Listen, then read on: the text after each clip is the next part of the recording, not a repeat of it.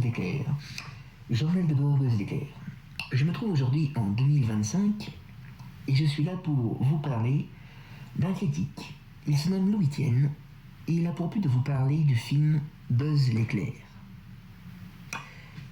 Un film très fidèle à l'histoire des différents films d'animation Toy Story. Fin de rapport.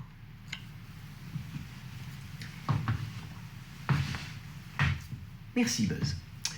Bonjour à tous, bonjour à toutes et bienvenue dans cette critique concernant le film Buzz l'éclair.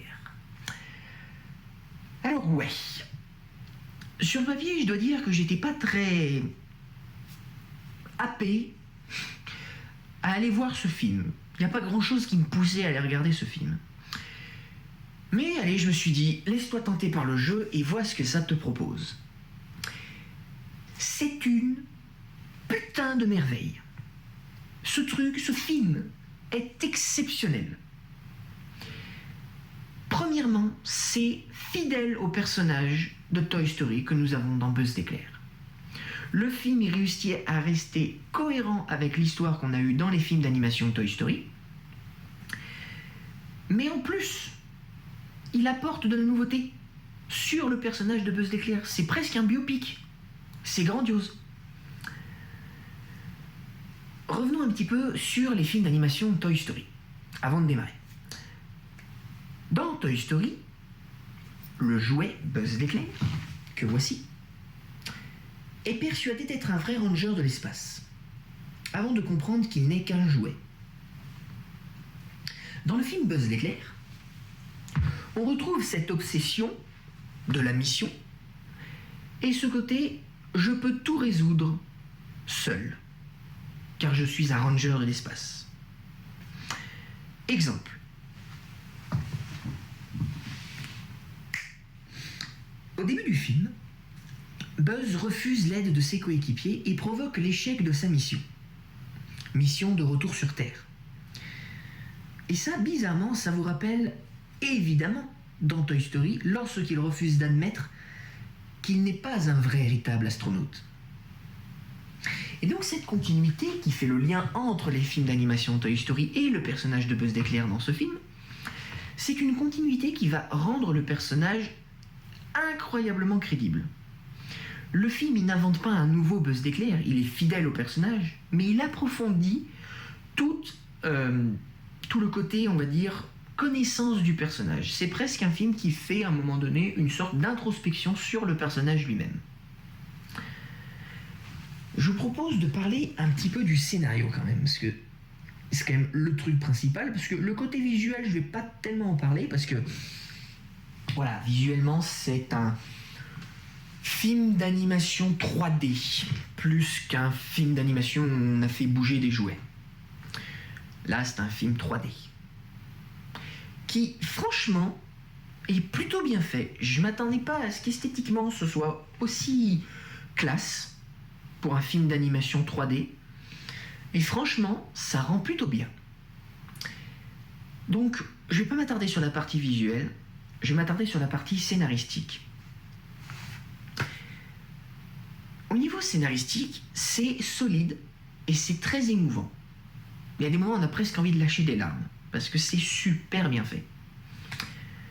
Le récit est construit autour du thème universel qui est le temps, des thèmes universels, qui sont le temps, la responsabilité et l'acceptation de ses propres limites en tant qu'humain.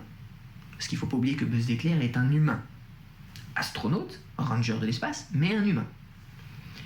Exemple marquant. La séquence où Buzz l'éclair teste sans cesse l'hypervitesse. Bon, quand ils ont dit hypervitesse, j'ai pas pu m'empêcher de penser à... Oui, je sais, ça n'a aucun rapport, mais... Ils auraient pu dire l'hyperespace, comme dans Star Wars par exemple, ou la vitesse de la lumière dans d'autres films de science-fiction, ou la vitesse, je ne sais plus comment ça s'appelle dans la série Sam Kukai, je ne sais plus comment ils l'appellent. La hyper-vitesse, j'ai direct pensé à Beyblade, quoi. Ils auraient pu trouver un autre nom qu'hyper-vitesse quand même, parce que le seul truc que t'entends c'est hyper-vitesse, quoi. Et chaque essai, ici, qui dure quelques minutes pour lui, vont être plusieurs années pour ses collègues qui l'attendent sur la planète sur laquelle ils se sont échoués. Et on le voit qui revient constamment voir sa vieille amie, Aïcha, une vieille dame, que voici, une vieille dame, une coéquipière qui vieillit beaucoup plus vite que lui, puis finit par disparaître. Cette scène qui est un coup de poing émotionnel qui illustre la solitude d'un héros et de son incapacité à lâcher prise. Le voyage dans le temps où un protagoniste vieillit moins vite que les autres. Ça vous rappelle pas l'une des plus grandes œuvres cinématographiques de Christopher Nolan? Bah oui, c'est directement inspiré de là. Mais quelle bonne idée! Mais quelle bonne idée! C'est là où c'est pas un simple film d'animation pour les enfants. Faut quand même avoir une certaine culture cinématographique, une certaine culture tout court d'ailleurs, parce qu'il y a certains points scientifiques, que ce soit au niveau du temps ou au niveau chimique, par moment, plus au niveau du temps que chimique, on en a un petit peu de la chimie, mais surtout au niveau du temps et de la réflexion d'accepter cette responsabilité de pouvoir lâcher prise au travers de l'échec, du temps, une boucle infernale.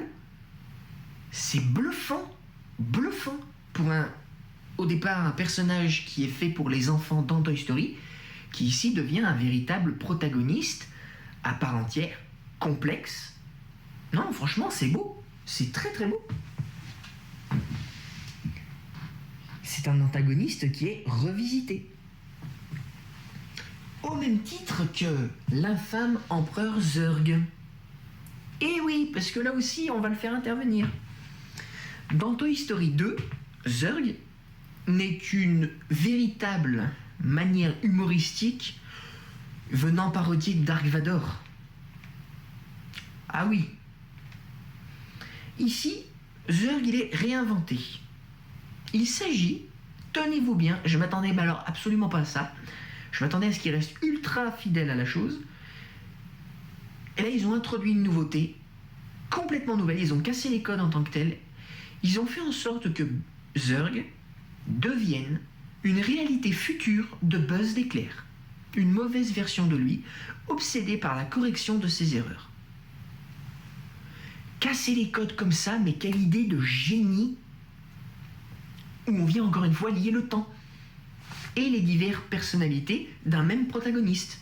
C'est bluffant, c'est juste bluffant. Et la confrontation, d'ailleurs, une scène magistrale dans ce film, entre Buzz l'éclair et Zurg, c'est-à-dire Buzz l'éclair vieux, qui est dans un robot, je vous mets quand même la tronche du truc quand même, parce que ce sera plus explicite, c'est pas un combat contre un méchant, entre un méchant et un gentil. Non, c'est une véritable lutte intérieure. Buzz doit accepter ses échecs et refuser de devenir ce double monstrueux. Un choix scénaristique d'une profondeur intellectuelle, narrative, inattendue dans l'histoire, mais qui est bluffant, bluffant de vérité, de nouveauté et surtout qui a du sens. Qui a du sens. C'est ça le truc, c'est que ça a du sens. Donc franchement, je tiens mon chapeau. Bravo.